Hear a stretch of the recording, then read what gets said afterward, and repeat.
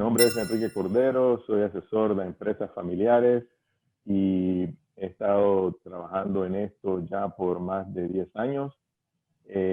Soy graduado de Texas A&M con una maestría de INCAE y una especialización en empresas familiares. Y una cordial saludo a todos nuestros empresarios de Iberoamérica, los colegas que nos están viendo también, y contarles que hoy quería presentarles el tema de la historia de la empresa familiar. Sabemos que la historia es una cosa que tenemos que estarla viendo. Nos decía un profesor de historia de que la historia es una sucesión de sucesos sucedidos sucesivamente. Entonces, quiere decir de que hay que tener en cuenta, ¿verdad?, de dónde venimos, cómo estamos haciendo y para poder ver hacia el futuro. Y para comenzar, quiero comenzar citando al profesor del IES, a Joseph Tapíes, que cuando habla de la historia de la empresa familiar, dice que hablar de la historia de la empresa familiar es prácticamente hablar de la historia. Y eso es lo que vamos a hacer en esta mañana. Y vamos a estar también tocando un poco de los temas, paradigmas tal vez erróneos que tenemos, ¿verdad? De que la empresa familiar es pequeña, que la empresa familiar no dilata en el tiempo. En fin, hoy vamos a estar tocando y ver cómo es eso. Todo nace en la familia al final del día, ¿verdad? La principal célula de la sociedad en donde se aprenden los valores y las prácticas que nos constituyen como una base del progreso de la sociedad. Y es el único espacio, ¿verdad?, en la familia donde nos sentimos confiados, plenos. Es el refugio donde nos aceptan a como somos, sin importar la condición, alto, bajo, flaco, situación económica, cultura, intelectualidad, nada. En la familia nos quieren porque somos familia, ¿verdad? Y yo le pregunto a las empresas familiares, a quienes asesoro, ¿por qué quiere usted a sus hijos? Y la respuesta siempre es, bueno, porque son mis hijos. Y de eso es que se trata la familia. Nos acobija, nos apoya, nos ama, nos respeta. Pero en ese proceso de la necesidad de sustento de la misma familia, vinieron también los emprendimientos en el tiempo. Y eso permitía comenzar a ofrecer bienes y servicios a otros, ¿verdad? Y si nos remontamos un poco a la Edad Media, nos damos cuenta de que era una economía gremial, ¿verdad? Todo mundo era comerciante, herreros, imprenta, y los talentos se pasaban en la familia de un hijo a otro. Incluso todavía en la época de la industrialización, de los grandes vehículos, de las fábricas de los grandes vehículos, todavía se veía a la familia comprometida con una industria específica. Pero luego, cuando viene la revolución industrial, ya no hay gremios y ya las empresas comienzan a salir empresas y las empresas comienzan a convertirse cada vez más y más en organizaciones especializadas. Pero siempre al final, detrás de una empresa, está una familia, porque lo podrá comenzar una persona individual, ¿verdad? Puede ser que cualquiera, yo comencé una empresa, yo soy empresario familiar convertido en consultor de empresas familiares y comenzamos la empresa y a quién es el que jalas primero, a un miembro de la familia, a tu esposa, a tu hijo, a un padre, a una madre, a un hermano. Entonces, la empresa familiar ha estado con nosotros desde los inicios de la historia. Es tan antigua prácticamente como el ser humano comenzando a producir para su autosostenimiento. Lo que sí es nuevo en nuestro ambiente es que ahora les estamos prestando atención a la empresa familiar. y se ha venido identificando el potencial que tiene. Hemos visto que la empresa familiar es la que provee la mayoría de los empleos en el mundo, de que tiene un contenido importante en el Producto Interno Bruto de cada uno de los países y puede mover una economía, mejorar la calidad de vida, si logramos también mejorar la supervivencia de los mismos. Entonces, vemos que la empresa familiar no es nada nuevo. La empresa familiar tiene su historia desde los inicios de los tiempos, pero lo que sí es algo nuevo y también vamos a ponerle un poquito de cuidado es el estudio de este tema. Cómo mejorar la supervivencia de la empresa familiar, cómo ayudarle a una familia a trascender en el tiempo. Entonces, los primeros vestigios que vemos de este tema desde el punto de vista académico, del estudio de la empresa familiar como tal, es una tesis que hizo un aspirante a doctorado llamado Grant Calder, que él se puso a enfocarse por primera vez en los múltiples problemas que enfrenta la empresa familiar y por qué es que la familia no lograba la supervivencia. Y él llegaba a la conclusión en esa tesis de que la empresa familiar, por ser empresa familiar, no era viable como modelo de negocio. Y por ende, ese fue el resultado de su tesis. Pero luego vemos que en la siguiente década, o sea, este estudio ya más formal de la empresa familiar es de nuestra era. O sea, en 1964, el profesor Roberto Donnelly, o Robert Donnelly de Harvard, en Harvard Business Review, él vino y publica un artículo que dice, contradice un poco lo que decían en 1953 y dice, efectivamente, las empresas familiares tienen su riesgo por el alto contenido emocional que tienen, pero por esa misma circunstancia, la empresa familiar es una empresa que provee muchas ventajas en el mundo de los negocios. Entre esas ventajas tenemos el tema de que la empresa familiar tiene una flexibilidad impresionante. ¿De dónde viene esta flexibilidad? Del hecho de que no es lo mismo tomar una decisión en un conglomerado grandísimo, en donde están las estructuras, las políticas y todo estructuradas de una manera en la que se requiere todo un proceso para tomar decisiones, que en una empresa familiar en donde existe una familia, un núcleo reducido en la que puede cambiar el giro del negocio. Y eso se pudo ver ahorita en el tema de la pandemia que estamos viviendo, en cómo las empresas familiares, incluso las que yo estoy acompañando, tuvieron que adaptarse, pero su adaptación fue una cuestión rápida y de la manera en que volvieron a encontrar su punto de equilibrio, volvieron a encontrar la manera de adaptarse al entorno en el que estaban viviendo.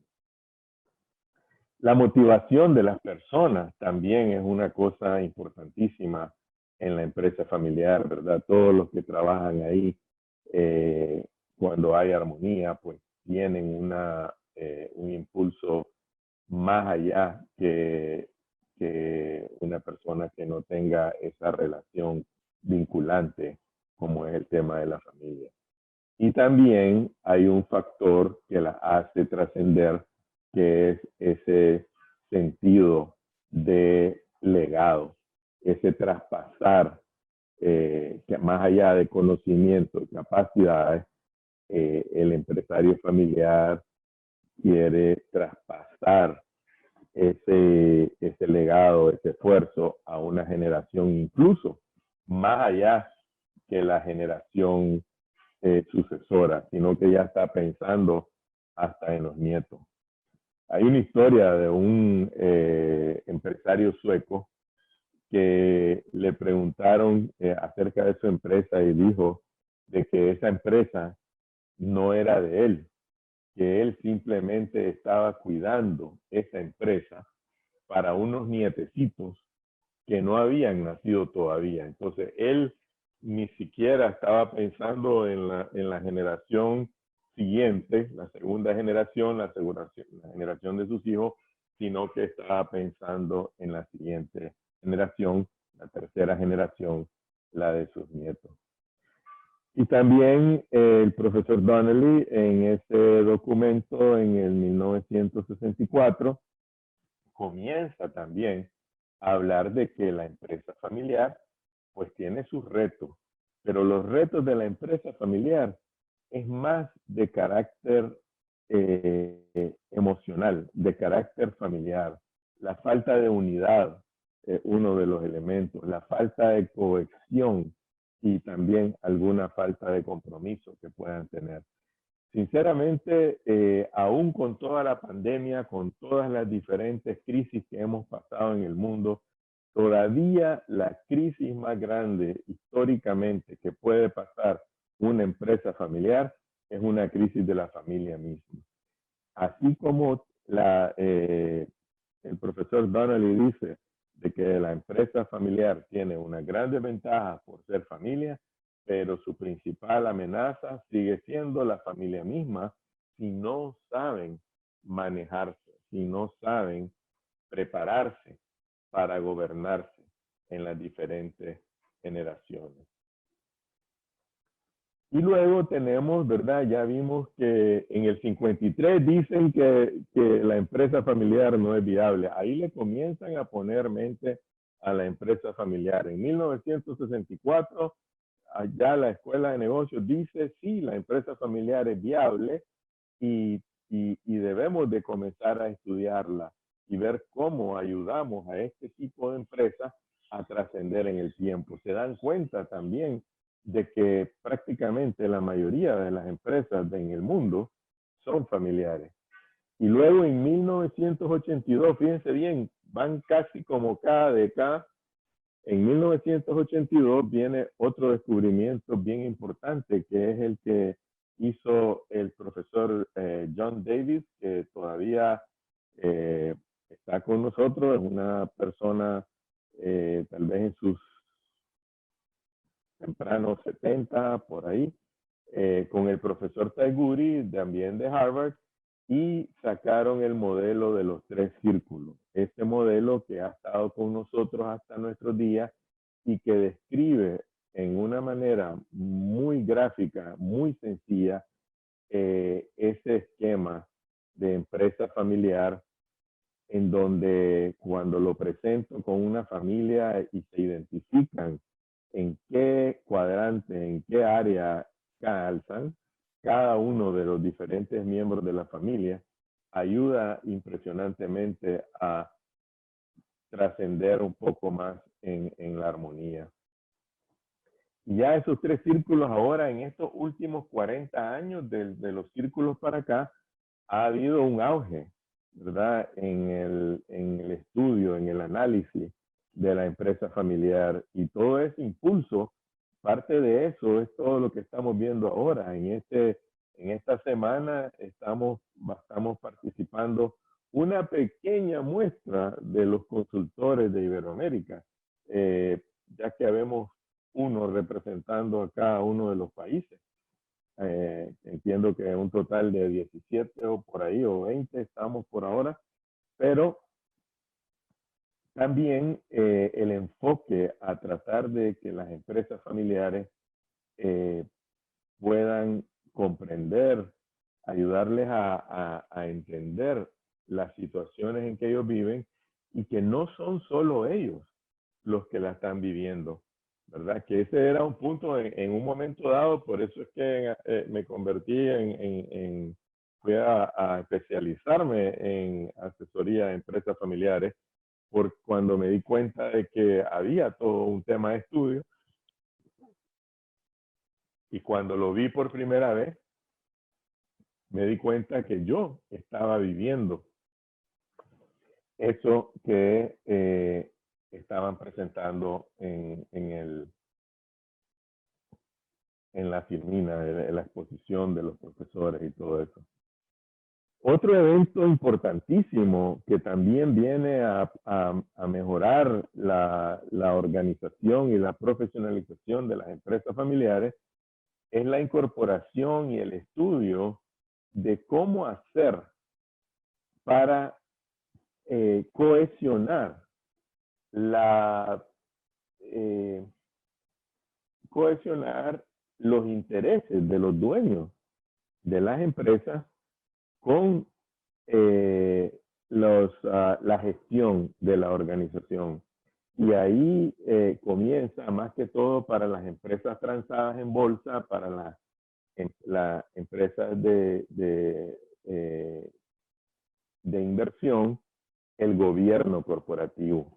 Entonces comienza en 1990, fíjese bien, el tema de empresa, de gobierno corporativo. Y esto es un tema, el tema de gobierno corporativo no solamente es para las empresas grandes y transnacionales, sino que es un modelo de manejo de cualquier empresa que también se ha ido adaptando a las empresas familiares para poderle ayudar a trascender en el tiempo, a darnos cuenta que una empresa de primera generación no se maneja de la misma manera en segunda generación, en tercera generación y de ahí en adelante. Ya que tenemos principalmente la generación del fundador. Cuando arranca la empresa es una pareja la que toma las decisiones, probablemente él y su esposa. Los hijos, al tener el aura de un padre, el aura de un fundador, pues mantiene el orden y la dirección en la empresa. Pero ya cuando hay que traspasar a esa siguiente generación, es cuando se requiere comenzar a incorporar reglas de gobierno corporativo y poner gobierno tanto en la familia como en la empresa. Y por ende, pues en esta década de los 90, el desarrollo de este concepto fue abordando, pues, a, como decíamos, los intereses entre la propiedad y la administración de la empresa. Tenían que estar alineados, tenía que haber una cohesión. Lo que hablamos ahora también, ¿verdad? En las empresas familiares, la visión compartida, tener los valores compartidos, tener un mismo norte para llevar la empresa en una misma dirección. Y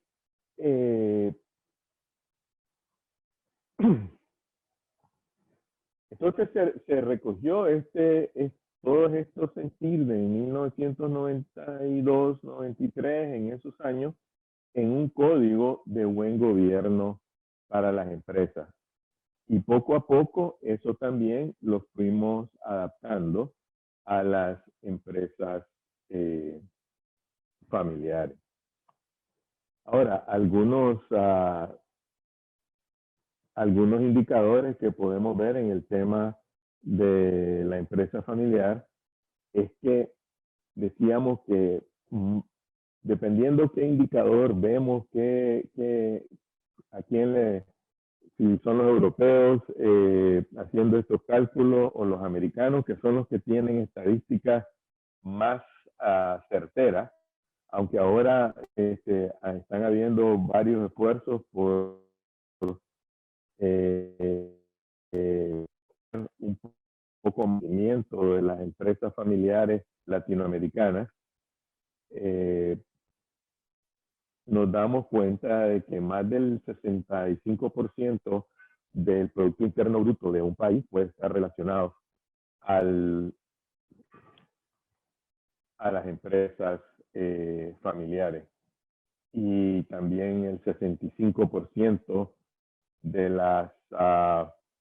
el empleo de los gobiernos o de los países en el mundo también viene de empresas familiares y la creación de nuevos empleos también se le atribuye a las empresas familiares.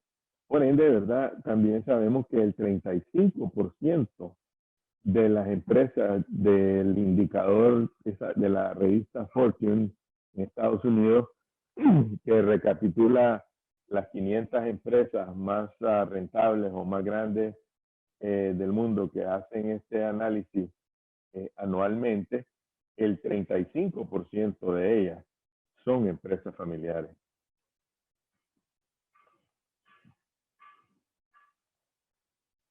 Otro paradigma o otra creencia que hay es que las empresas familiares son pequeñas, ¿verdad? Que tal vez que no son relevantes. Y me ha pasado varias veces cuando vengo y hablo de empresas familiares y me dicen, ah, sí, tú te encargas de las empresas pequeñas. Y les digo, bueno, toda empresa familiar sufre los temas de empresas familiares por la carga emocional que la empresa familiar tiene. Y solo los catalogamos en 3 niveles diferentes. O están pasando por los problemas, o ya pasaron los problemas, o los van a tener. Pero de que la empresa familiar tiene que pasar por esos dolores de crecimiento, casi como cuando pasa un niño que le duelen los dientes, le duele la boca a los 8 meses, ya su mamá sabe que es porque le están saliendo los dientes, o los problemas que se dan a los 2 años, cuando un niño está teniendo los famosos años inquietos desde cuando tiene 2 años, o la adolescencia, o así, en fin, con las diferentes etapas que una persona tiene en su vida, las tiene también la empresa familiar.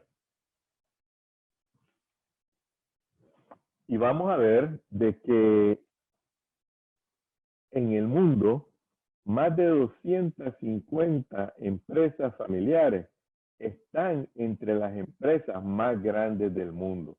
Entonces, sí, las empresas pequeñas, medianas y grandes, todas van a sufrir los diferentes dolores de crecimiento dependiendo de qué etapa está la empresa. Pero también vemos de que la empresa familiar no solamente es empresa pequeña. Por lo menos en Nicaragua tenemos un dato un poco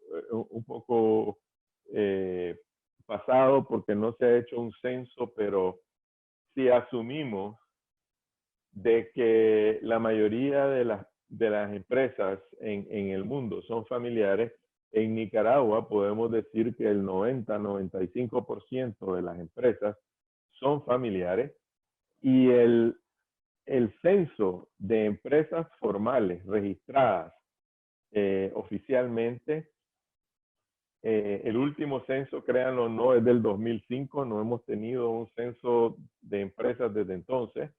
Se registraban en 123,000 empresas, de las cuales solo 853 eran consideradas grandes, 20,000 más o menos eran consideradas medianas y 100,000 eran consideradas pequeñas y micro. Pero entonces, lo que queremos mostrar también es el tamaño que una empresa puede alcanzar, y también vamos a estar viendo la antigüedad que una empresa puede alcanzar. Y pueden ir pensando ya ustedes, ¿cuánto creen ustedes? Eso viene más tarde, pero pueden ir pensando, ¿cuánto creen ustedes que puede tener la empresa más antigua, empresa familiar más antigua del mundo? Eso viene pronto, pero vamos todavía con el tamaño de las empresas y el poderío que ellas representan a nivel mundial. Entre las empresas familiares más poderosas del mundo, vemos que Estados Unidos tiene 130 de ellas, Francia tiene unas 17 y Alemania unas 16 empresas. Enrique, perdona que te interrumpa tu presentación. Está hablando Andrés Vial. ¿No estás compartiendo pantalla por si acaso? Todos te hemos estado mirando a ti nomás. No sé si tienes un PowerPoint o algo que quieras subir. No, no estoy compartiendo pantalla. Estoy solamente compartiendo el... Ok. Perfecto, gracias. A la orden. Decíamos de que... bueno, perdí un poquito la línea, disculpen. El poderío, ¿verdad?, de las empresas familiares, y quería comentarles algunas de las empresas más grandes del mundo que estamos viendo ahorita.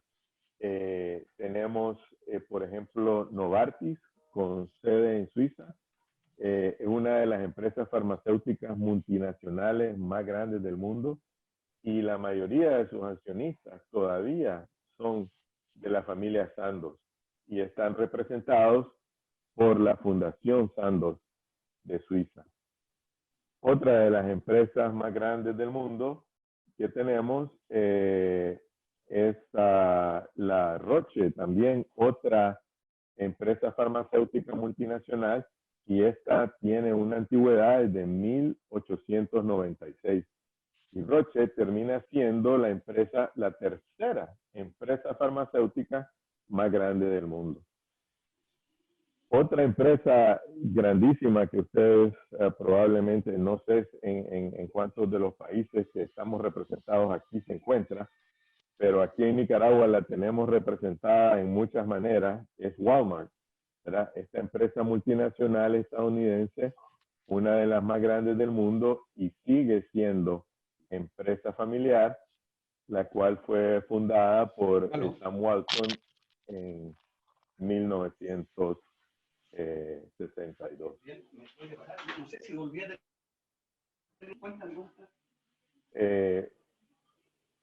Walmart opera como tiendas de abarrotes de grandes descuentos en hiper supermercados. Aquí los tenemos en diferentes niveles.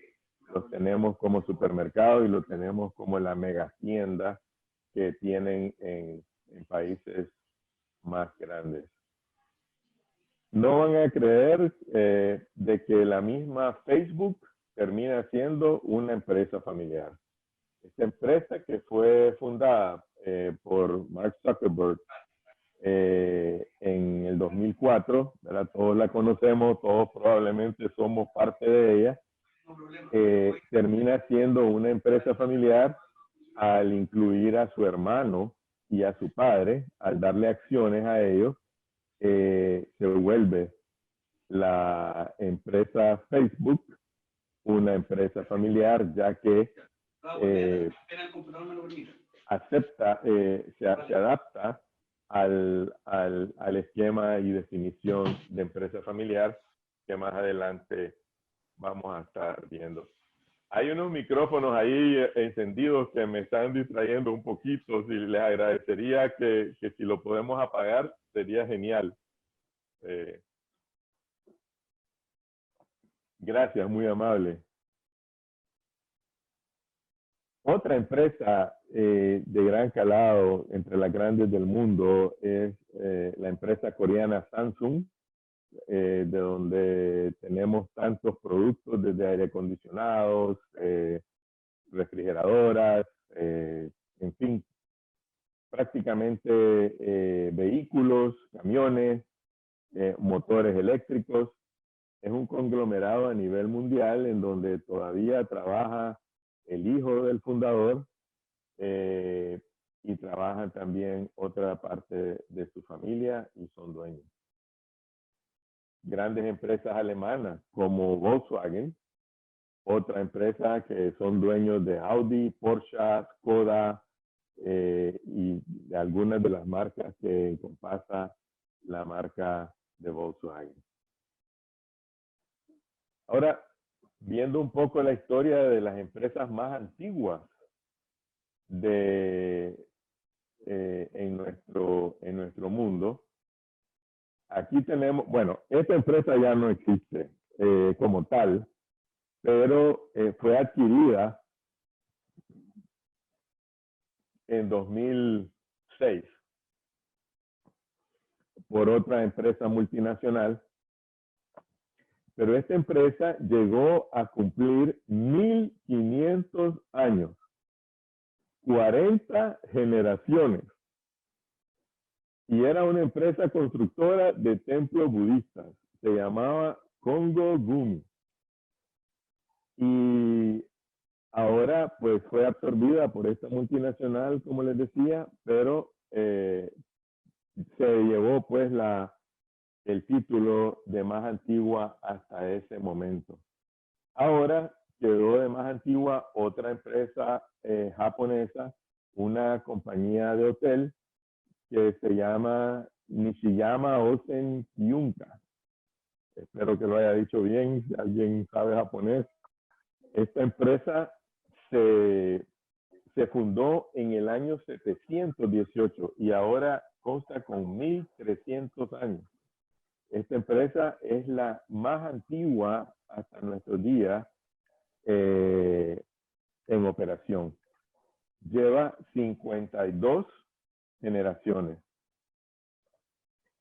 Y ahora también tenemos entre las empresas más antiguas en Latinoamérica, en Iberoamérica también tenemos empresas que llevan un buen tiempo.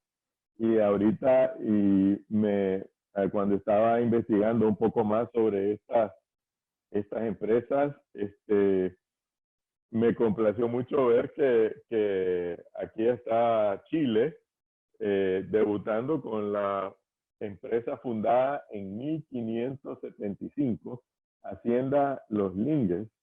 No sé si Andrés la conoce, pero tienen ya en la 15ª generación y más de 445 años de existir. Y el otro país que tiene la segunda empresa más antigua de Latinoamérica. Ahora, estos datos también se reserva un poco que puede haber una empresa más antigua que esta, pero hasta donde se conoce, estas son las empresas, y la otra empresa es de México, ¿verdad? Y estoy seguro que Fernando la conoce porque es José Cuervo, ¿verdad? El famosísimo tequila, que fue fundada en 1758 y es la más antigua pues del país de México. Así que, como podemos ver, las empresas familiares han estado con nosotros toda la vida. Las empresas familiares se han mantenido en el tiempo y han crecido. También han llegado a ser emporios y han trascendido en el tiempo. Y de eso se ha tratado todo este tema de la empresa familiar, de buscar cómo apoyar y es de estudiar estas empresas que han logrado grandes tamaños, que han logrado trascender en el tiempo. ¿Qué es lo que hace que estas empresas logren hacer esas cosas? Y de ahí es que hemos logrado entender también a través de muchos estudiosos de la empresa familiar, de los cuales nosotros como los consultores de hoy nos hemos beneficiado de toda esta investigación, de toda esta experiencia para asesorar a las familias empresarias de hoy en nuestros países. Y bueno, ¿qué es lo que hace a una empresa que sea familiar? Porque a veces uno cree que una empresa porque está transada en bolsa, una empresa porque es un conglomerado, como estuvimos viendo en algunos de los ejemplos que dimos, pareciera que ya no es empresa familiar. Es más, a veces me dicen, sí, Enrique, una empresa comenzó como empresa familiar, pero ahora ya no es familiar porque tiene 1.500 empleados, porque transa en bolsa, y no tiene nada que ver, ¿verdad? O sea, la empresa familiar tiene ciertas características que la hacen familiar. Y bueno, hay más de 20, 25 diferentes definiciones de empresa familiar dependiendo cuál escuela seguimos, pero sí sabemos que tiene 3 aspectos que son definitivos en una empresa familiar. Bueno, primero tiene que haber una familia, ¿verdad? Segundo, esa familia tiene que ser dueña de una cantidad significativa de las acciones, de tal manera que influencian la gestión de ese negocio. Y hay un elemento que lo aprendí recientemente y es que quieran y tengan ese deseo de transferir ese negocio, esa propiedad, ese valor a la siguiente generación. Entonces, las empresas familiares tienen esas características, tienen ese deseo de transferir en el tiempo, pero también tienen el gran problema. El problema más grande de la empresa familiar se llama supervivencia, y es lo que decíamos anteriormente también, de que traspasar de una generación a otra y luego a otra, no se gobierna la empresa de la misma manera. Y vemos que el 60% de las empresas familiares no sobrevive a ese traspaso de primera a segunda generación. Ahí es donde la mortalidad de las empresas familiares, bueno, también no solamente mueren, ¿verdad? También puede ser que fueron vendidas porque ya la familia, nadie le interesaba la empresa, nadie quería saber nada de ella y decidieron pasarla, venderla simplemente, y a veces hasta se malvende debido al nivel de conflicto que está viviendo esa empresa en ese momento. La tercera generación también, pasar de la segunda, o sea, de una sociedad de hermanos a una sociedad de primos, eso también es otro evento traumático en donde solamente el 15% de las empresas sobreviven a ese paso. Y lo interesante es que cuando yo le pregunto a alguien, a alguna familia que estamos asesorando, y le decimos,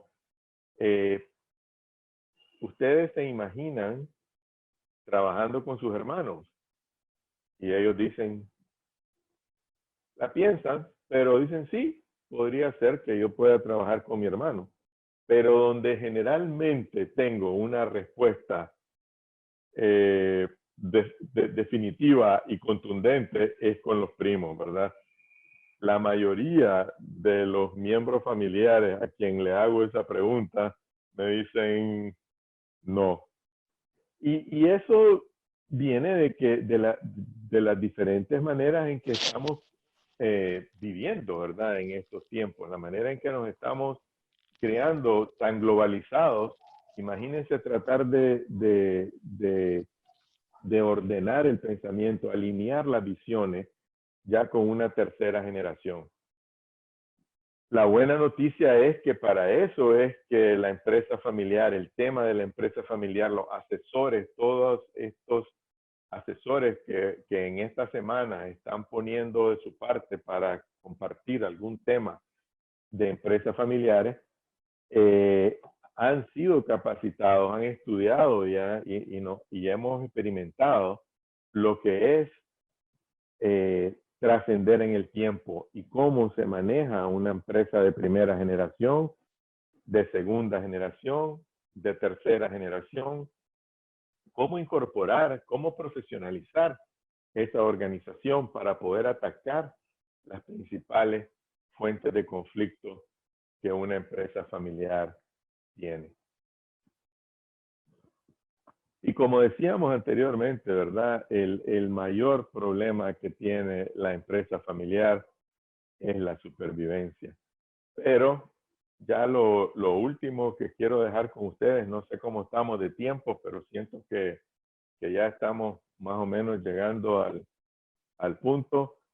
Les quiero dejar de que si nosotros logramos que las empresas familiares se enfoquen en las principales fuentes de conflicto que se han identificado en las empresas familiares y las logramos manejar, las logramos trabajar, primeramente conocerlas, vamos a poder resolver el 80% de los problemas que causan conflicto en la empresa familiar. ¿Y cuáles son estas fuentes de conflicto que se han reconocido en el tiempo? Falta de visión compartida. Las empresas familiares sufren de una falta de unidad, comunalidad en lo que piensan que la empresa es. Cuando entramos a una empresa familiar a asesorar y le preguntamos al fundador qué es lo que es esta empresa para él, a la esposa, a los hijos, y si hay nietos, a los nietos o a otras generaciones, generalmente esa no se ha trabajado una visión compartida de familia. El segundo elemento importantísimo que a través del estudio de la historia de estas empresas familiares exitosas que han vivido y han trascendido por muchas generaciones, es que estas empresas tienen buen gobierno corporativo, gobierno en la familia, gobierno en la empresa y gobierno en la propiedad. También la otra elemento, el tercer elemento que es una fuente de conflicto en la empresa familiar, es una falta de un plan de sucesión. ¿Cuál es nuestro plan B? ¿Qué pasa si yo no estoy?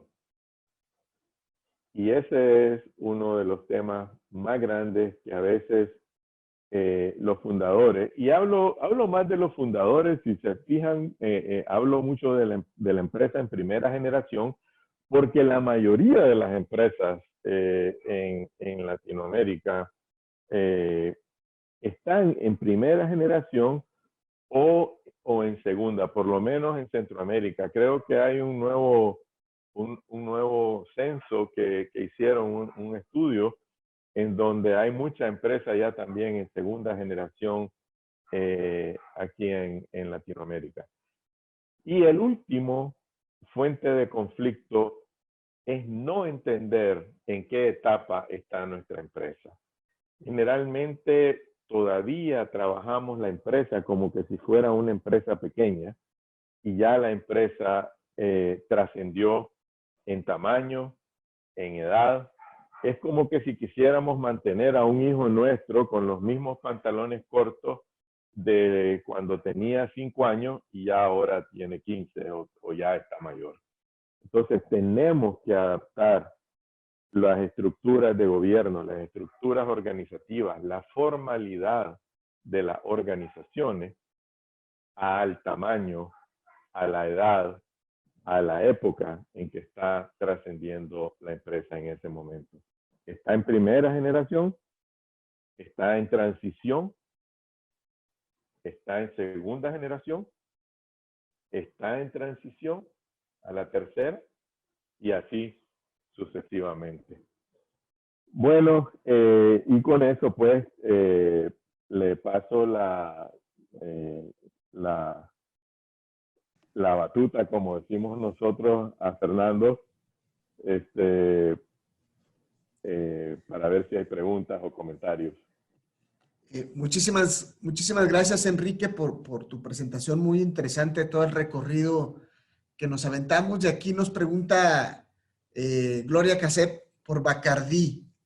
Si lo tenemos, no sé si es una invitación, Gloria, o si nos preguntas algo en particular. También Tequila José Cuervo nos dicen no alcanzo a ver quién nos pone la pregunta. Las empresas más antiguas de Latinoamérica son Hacienda Los Lingues, que es de vino, y Tequila José Cuervo. En 1758 se fundó. No sé si haya preguntas, Enrique, o algún comentario para cerrar. Nos Bueno, quedan todavía 15 minutos. efectivamente, el tequila José Cuervo es el que mencionamos, ¿verdad? Que es la más antigua en México, y la Hacienda Los Lingues en Chile es la que hasta ahorita lleva el récord de mayor antigüedad. Digo que estas cosas cambian porque había una empresa japonesa que tenía el récord y de repente apareció otra, que fue la que mencioné ahorita, que es un nombre un poco complicado, no lo tengo presente, pero que terminó siendo ya con 1300 años, ¿verdad? De vida.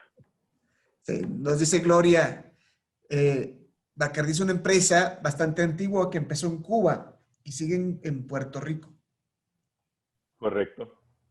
Sí, o sea, no, hay una cantidad de empresas, ¿verdad?, que tienen una antigüedad respetable, pero estábamos nada más como dando una idea, ¿verdad?, de que así como hay empresas que era de esperarse, ¿verdad?, en Japón, en Asia, en continentes un poco mayores, de que fueran las que tienen empresas milenarias, pero no nos quedamos atrás en Iberoamérica con unas cuantas empresas que también son de una antigüedad impresionante y que todavía marcan un hito en el mercado también, no solamente están ahí antiguas. Me quedé pensando... El caso que quisiera comentar yo de Hacienda Los Lingues, de la familia Claro, es una familia que pertenece a nuestra agrupación, Familia Empresaria de Chile. Ah, sí. De hecho, la tuvimos con nosotros en una de nuestras actividades hace un par de semanas, con un representante que es Germán Claro Lira. No, perdón, Lyon. Lira es el papá. Y Germán nos contaba un poco de su experiencia, de su etapa dentro de lo que son esta cantidad de generaciones. Y es un caso notable porque es la familia empresaria más antigua de las Américas, o sea, de Canadá hasta Tierra del Fuego, y está dentro de las 20 más antiguas del mundo. De hecho, se escribió un caso que fue postulado para tener un premio académico muy importante, digamos, ya el hecho de estar postulado, habían 3 postulantes a nivel mundial, no quedó finalmente como la ganadora ese caso, y de hecho vamos a tener hoy día, entiendo, a Orlando Llanos de la Universidad Católica de la Santísima Concepción, que fue el encargado chileno de coordinar todo esto con gran éxito. Y él también, Orlando, estuvo en esta actividad que tuvimos con Germán Claro. Y lo interesante de esa familia es que uno va siguiendo la línea y uno pensaría que va por la línea del apellido del hombre, digamos, paterno, y no es así. Es todo lo contrario, es mujer tras mujer que han ido transfiriéndose, o sea, se han ido perdiendo los apellidos lineales, y son las mujeres las que han sido de alguna manera las herederas de esta actividad empresarial que hoy día además se ha diversificado, ya no solamente el vino, el tema agrícola, tienen temas inmobiliarios y otros. La verdad que es un caso notable que lo tenemos en América, en las Américas, y ojalá que nos den muchas generaciones más, pues. Sí. Totalmente. Y ese es un punto muy, muy importante que consideré en meterlo en esta historia. Es el tema de la mujer, el rol de la mujer, ¿verdad?, en la empresa familiar, y cómo ya se ha identificado de que la presencia de las hijas ha mejorado incluso la rentabilidad, el rendimiento y la trascendencia de las empresas en el tiempo.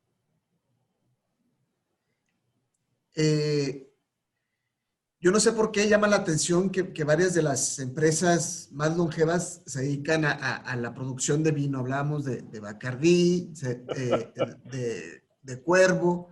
En México, aquí muy cerca de donde yo vivo, está Casa Madero, que fue la primer vinícola en América, que también era una empresa familiar. Y estoy poniendo aquí en el chat una página de una asociación de empresas familiares centenarias que se llama los Genokiens.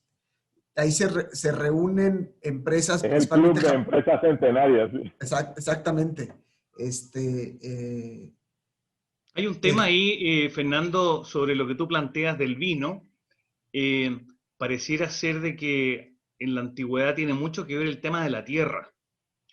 Antiguamente las familias vivían en campos, en tierras y en hacendados, que ya sean asignados por el gobernante de turno, que se lo hayan ganado en la guerra, yéndonos más atrás, y eso se fue heredando. Entonces, cuando la familia permanecía de alguna manera unida en la tierra, de las cosas más comunes, aparte de la crianza de animales y otras, era el tener vino.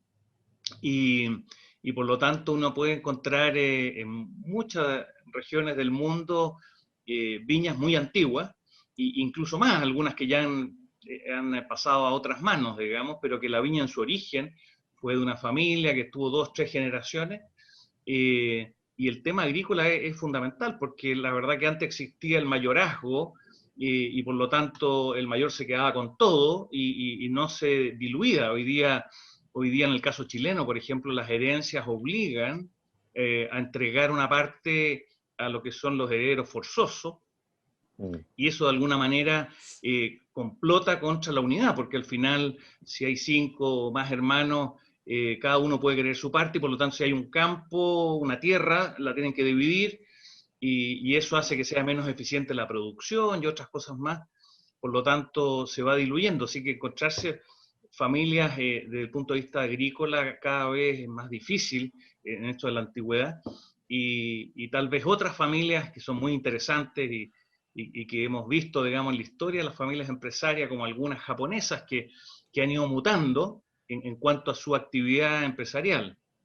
Una en particular, que es Kyocera, partió siendo una empresa que se dedicaba a hacer vasijas de greda en su origen, y fue mutando. Después pasaron muchos años, hizo sartenes de teflón y otros, y hoy día hace celulares. Entonces, hay una mutación de la familia respecto a lo que produce o respecto a su origen, y lo relevante al final del día es siempre la familia, más que el producto que produce.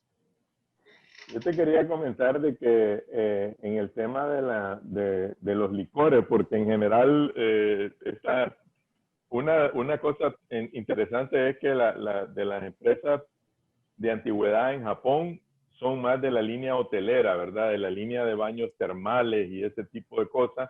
Y en nuestra área, en nuestra región de Iberoamérica, es el vino, es el ron, es el tequila, ¿verdad? Pero también tiene que ver con las barreras de entrada para un tipo de ese tipo de negocio, ¿verdad? O sea, no es una cuestión que cualquiera puede entrar, como tú decías, es una cosa también de tierra, de tener todas las condiciones especiales. Aquí en Nicaragua también, pues, debutamos también con el flor de caña, ¿verdad? No sé si te has tomado un flor de caña, Andrés, un día te voy a mandar un... Pero, creo que alguna vez probé en algún aeropuerto algo, pero claramente, seguramente no me lo tomé como debería, porque siempre hay una especialización de los países en cómo preparar sus tragos. En el caso de Chile tenemos el pisco, también Perú tiene pisco muy bueno, por supuesto, siendo Chile un productor de más tamaño y más antiguo, pero ambos producen una cosa que es el pisco sour, que es una maravilla. Yo viví en Perú un par de años y la verdad que el pisco sour peruano es una cosa, es una delicia. Los que vayan a Perú tienen que probarlo, y cuando vengan a Chile también el pisco sour chileno es algo muy grato.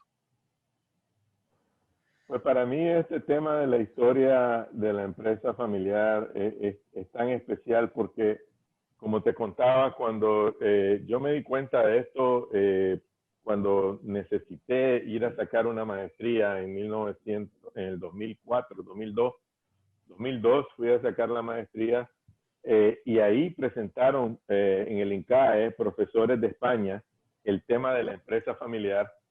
Y te digo que el impacto, yo siempre que le comento esto a alguien y lo estoy comentando ahorita, espero que le podamos llegar con el mismo énfasis que me llegó a mí. Yo me quedé asustado de saber que existía ese tema, de que era algo que yo lo estaba viviendo y que creía que era único. Yo lo estaba viviendo.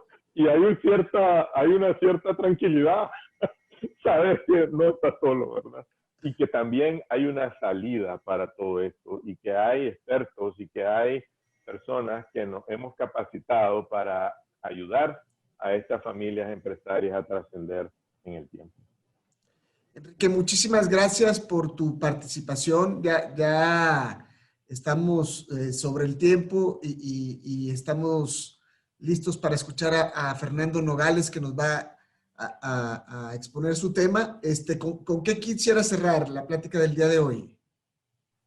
Bueno, simplemente que este evento que se ha formado ha sido algo muy interesante y muy provechoso, y me siento privilegiado de haber sido invitado también por ustedes, Fernando, Andrés, a participar en esto y esperando haber podido dar un granito de arena a entender este tema tan complejo pero tan bonito, lleno de emoción, que es la empresa familiar.